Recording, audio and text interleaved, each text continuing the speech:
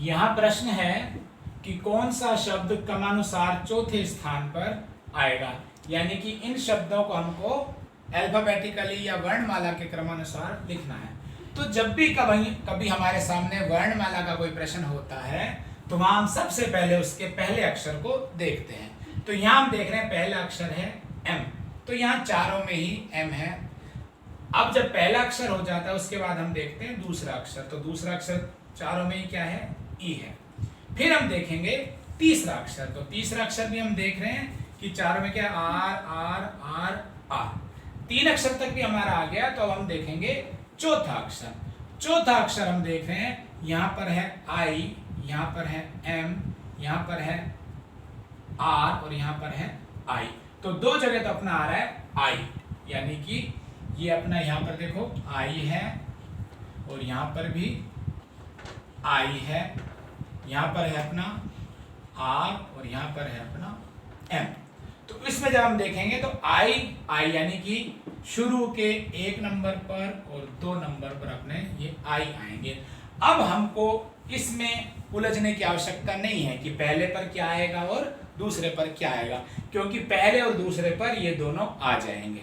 अगर हमारे प्रश्न में आता पहले पर कौन सा आएगा तब तो अब इन दोनों में से देखते। तो मान लिया अब ये पहले पर और दूसरे पे ये दो आ गए। अब तीसरे चौथे पर हमको देखना है। तो चूंकि एम पहले आता है और आर बाद में आता है, तो हमारा तीसरे नंबर पर आ जाएगा ये और चौथे नंबर पर आ जाएगा ये। तो इसका अर्थ हुआ कि हमारा मैरी शब्द है जो ये चौथे क्रमांक पर आएगा।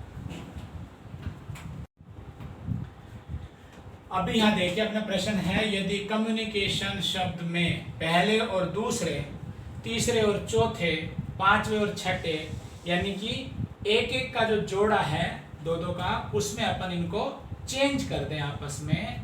इसी प्रकार अन्य अक्षरों को भी परस्पर बदल लिया जाए तो अपने दाएं से गणना करने पर 10वां अक्षर कौन सा होगा। तो सबसे पहले इस नियम का उपयोग करते हम लोग इसको लिखते हैं। तो सी ओ, तो सी ओ को हम लिखेंगे ओ सी।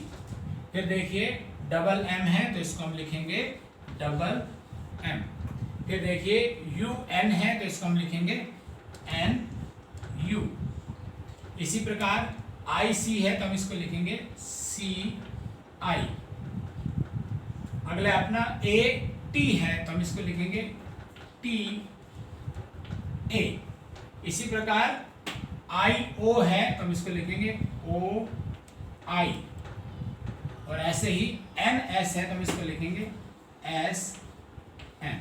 तो सबसे पहला काम तो जो उसने कहा था उसके हिसाब से हमने कम्युनिकेशन शब्द को अच्छे से लिख लिया है। अब वो पूछ रहा है अपने दाएं से गणना करने पर 10वां अक्षर कौन सा होगा। तो दाएं से गणना करेंगे तो हम, ये हमारा दायां हिस्सा है, तो यहां से अगर हम गणना करेंगे तो 1 2 3 4 5 6 7 8 9 10। तो 10वां अक्षर आएगा अपना एम। तो हमारा जो इसका हल होगा वो आएगा अपना एम। तो इस प्रकार हम विभिन्न तरह के प्रश्न हमने वर्णमाला के अंदर कर लिया है। और भी अलग अलग तरह के प्रश्न आते हैं। तो हमारा मुख्य जो बात है उसमें यही है कि वर्णमाला के अपन को जानकारी होनी चाहिए। जो नियम आता है उसके नियम के अनुसार हमको शब्दों को व्यवस्थित करना है। उसके बाद दाएं और बाएं से जब वो पूछें तो दाएं और बाएं से अपन को इसको निकालना है।